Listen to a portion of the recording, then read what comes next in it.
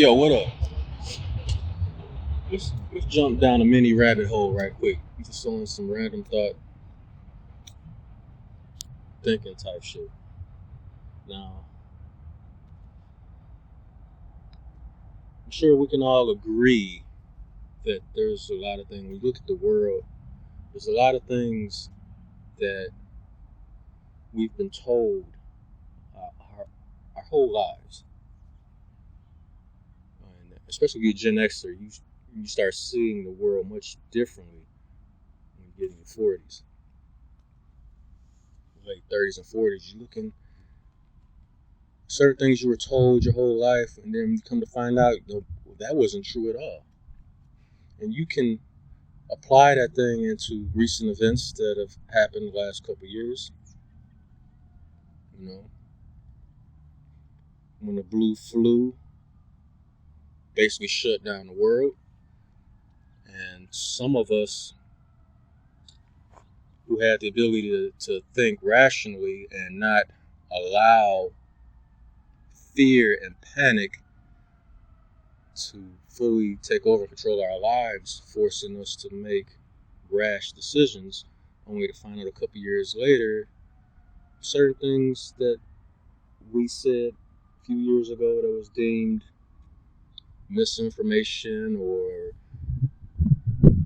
well, yeah, it was deemed misinformation, and you guys are conspiracy theories. Come to find out, we were right. And you look at other things, how we grew up, how we were told, especially in the black community,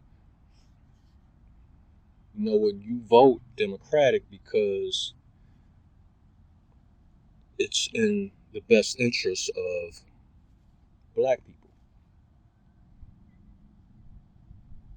And my relatives were the same way. Moms, pops, uncles, everybody. And over the years,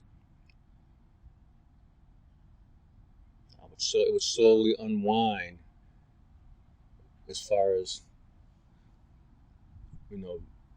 why are we voting for them just because the majority of black people do?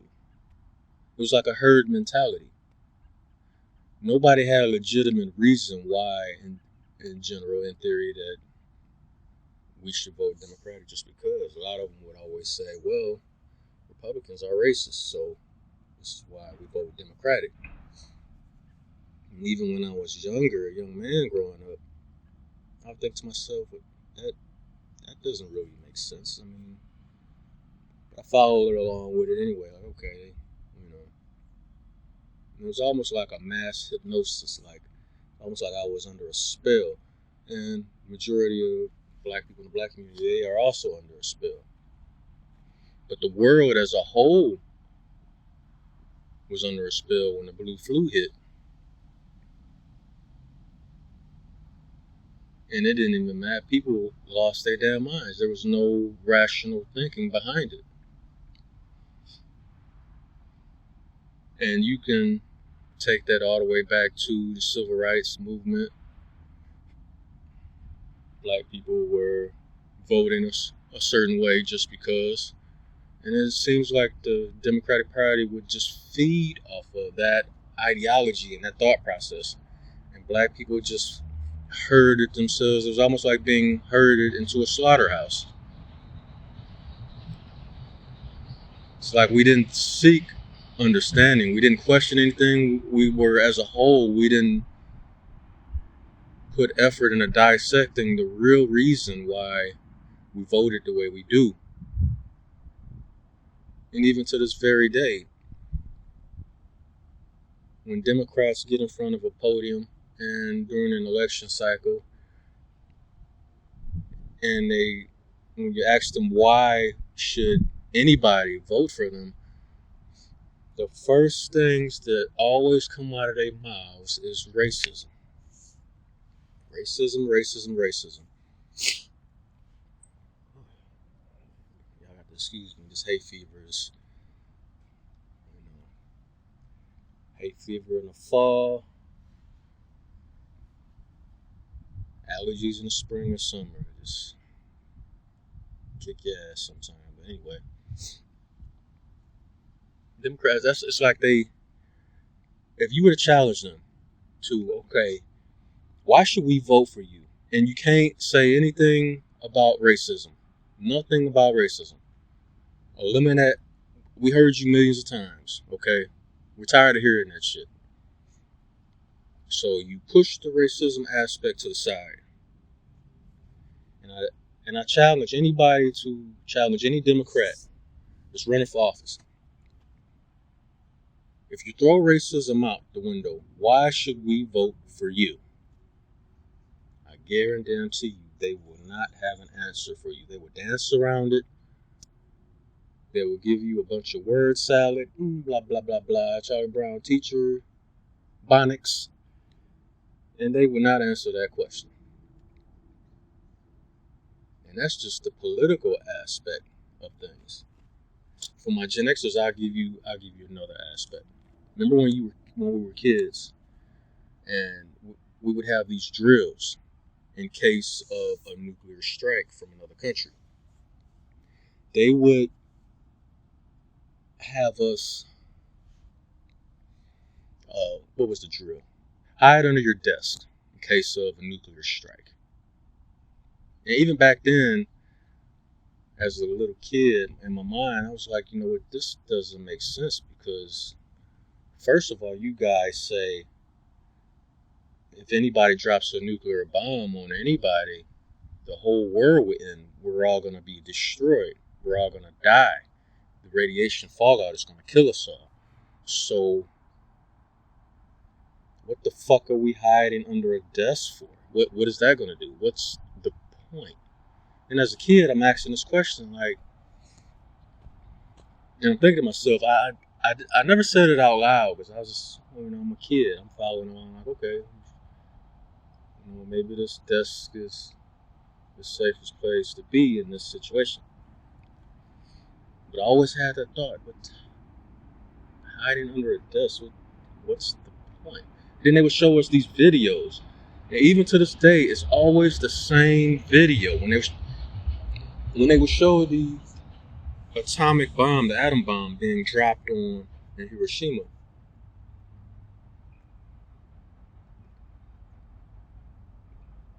they would show the explosion, and then they would show the fallout of the explosion.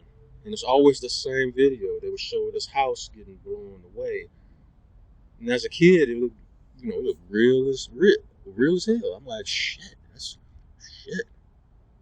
Okay, that's what would happen if a country drops a nuke or an atomic bomb. Shit, that's scary. I mean, it was over and over. They would show us this video every school year, over and over and over. And then the older I got, because they're still showing the same. Whenever they show that bomb being dropped, they always show the little house the fallout being just wiped away. But now, as an adult, when you look at that video, you can tell that's not a real house. That's like a toy, like a dollhouse. So, is this an illustration, or why is this particular video always being showed? They never said it was an illustration. They would always pass it off as, this is the actual bomb being dropped. Look at how it's blowing these trees and it's wiped out this little house. But you can tell that house is not real. So, just to lead you to think, you hear these countries always talking about, hey, we got nukes and we're going to the summit, to this peace summit, and we're going to talk to other countries and we're going to all come to an agreement to start getting rid of all our nuclear weapons. And over the years, supposedly, some of these countries have. And now, with the war in Ukraine, with Russia still got nukes, and the U.S. have nukes. And my thought on that, if you really think about it, you really go to the rabbit hole. People are always bluffing. They're always like, hey, we got nukes too, and hey, we won. We might think about pushing the button. Oh, you're thinking about pushing the button? Oh, we're thinking about pushing the button too. If you don't do what we want, and it's always this posturing, back and forth, back and forth. And just think about it. Okay, if nuclear weapons are what they say they are, what's the point in anybody having them and using them? And of course, people on the other side would say, hey, it's a deterrent to keep other countries off your ass, keep them from invading. They know that you got nukes, you know? Okay. But just like the ideology in voting and how we were raised and these silly little world disaster drills they used to make us do, hiding under the desks that don't make sense, I pose this question to the public. What if no country has nuclear weapons? What if there's no such thing as a nuclear bomb? Because supposedly a nuclear bomb is a step above an atomic bomb. The atomic bomb is what was dropped on in Japan. And they show us the same video over and over. But you can clearly see that house isn't real. And you know what video I'm talking about. Just go watch it and look at the house as it blows away. And I want you guys to comment in the comment section. I don't ever recall them saying that this is a model, this is an illustration of what could happen. I always remember them saying this is the actual video, which, we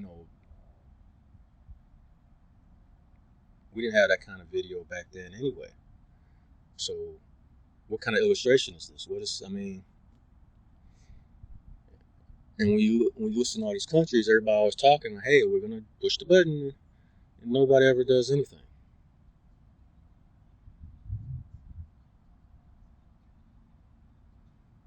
And they say Russia's, in this conflict in Ukraine, if Russia gets desperate or nothing, they're willing to drop a nuclear bomb.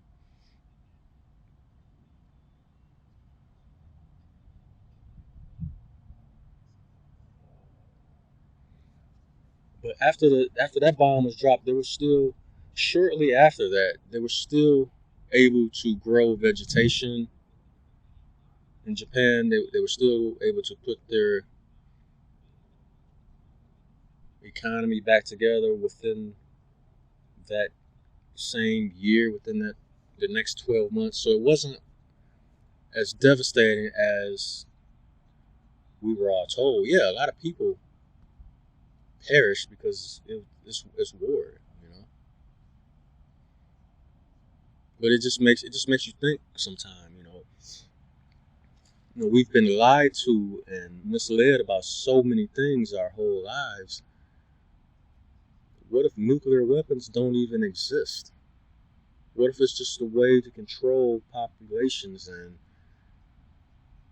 used as bargaining chips to get a country to do what you want financially?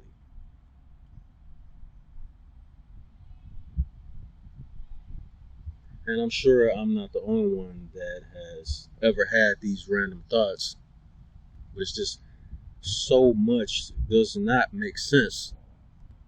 It just gets you to thinking.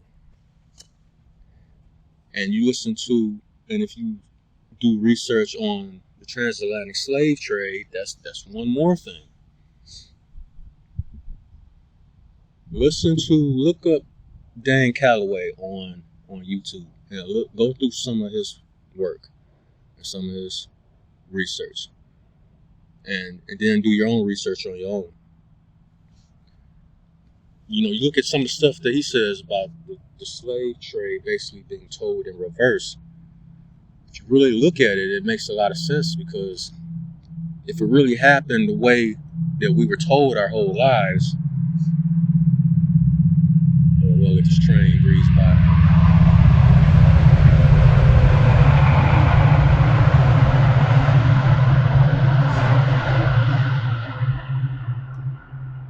If it was really such a terrible yet historic event, some of these slave ships that they said we came over here from Africa on, wouldn't there be some sort of relics in a museum or something? The Europeans that they say herded all the Africans up and brought them to America, for better or for worse, wouldn't there be like a statue or something, or a name of a specific European that was able to conquer these African savages and herd them into boats and chains and stuff, using whips and sailing them over to the Americas from, South America all the way up to North America? Those guys should be, for better or for worse, famous. There should be statues of them somewhere in this country. I mean, such a big deal has been made in Chicago and other states around the country, taking down statues of, people who are deemed racist or whatever.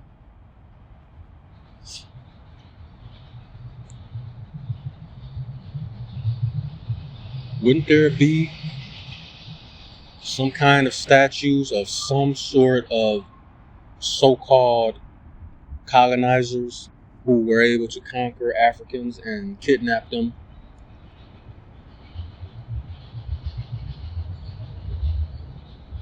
stuff them into slave ships like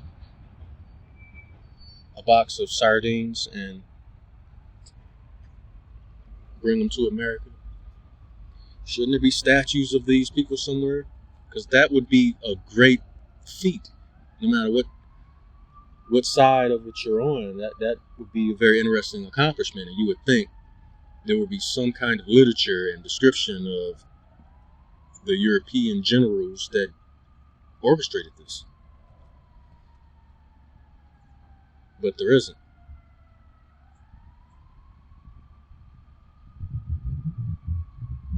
And there's books that's actually written about this, the slave trade not being actually true. All those pictures they show us of black people in chains and stuff like that, maybe they were not actually slaves. Maybe they were business owners, property owners. Maybe they were financially well off and well educated, which made them dangerous. A smart Negro, someone who's able to think and build instead of being a nuisance, a domestic terrorist to his own neighborhoods and society. Instead of being a savage, maybe these people were thinking black men, which made them much more dangerous, just like in today's times. If you can think for yourself, if you're not one who can easily be assimilated, you don't go with the flow, you think for yourself, you are deemed a conspiracy theorist. They call you a bunch of names. You're a troublemaker. They will even go as far as to call you a terrorist, simply because you don't go along with the mainstream media narrative, because there's so many holes in it. You start poking those holes and the stories start to fall apart. You're viewed as a troublemaker instead of somebody that can think for yourself. Maybe those black people that were in chains back then, maybe that's why. They were dangerous thinkers.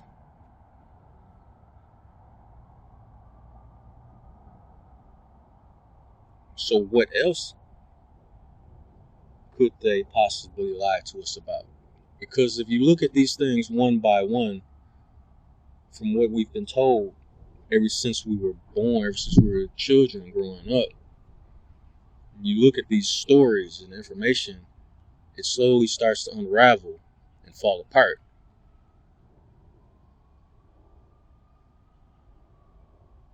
And I roll everything up into a ball, and it's like, holy shit. That's what got me to thinking about nuclear weapons. Like, what if there's no such thing? Because if it was, and it's as devastating as we were always told, they would have never had us doing those silly drills as children. Hiding under a desk. I mean, if it's as devastating as you guys have always told us, then if that's the case, why not send the children home to their families so they can spend their last moments alive with their loved ones? Wouldn't that make more sense? As opposed to hiding under a desk? Since one nuclear bomb can wipe out humanity, from what we've always been told, wouldn't it have been better to send us home to our parents? No, instead of doing that, you guys just hide under these desks. Okay.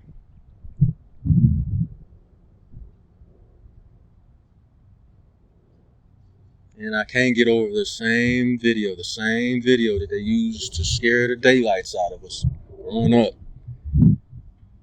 If you look at, I encourage you guys to look at that video, that atomic bomb dropped on Japan. Look at the house that blows away. You can clearly see that's not a real house, that it's a toy.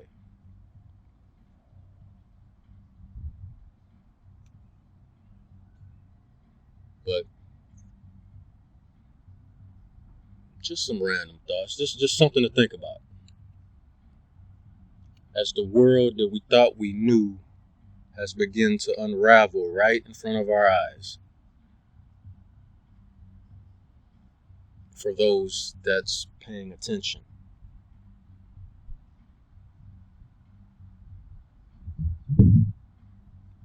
But anyway, y'all, let me know what y'all think on these thoughts on this video. Like, share, and subscribe to the channel. Hit that like button.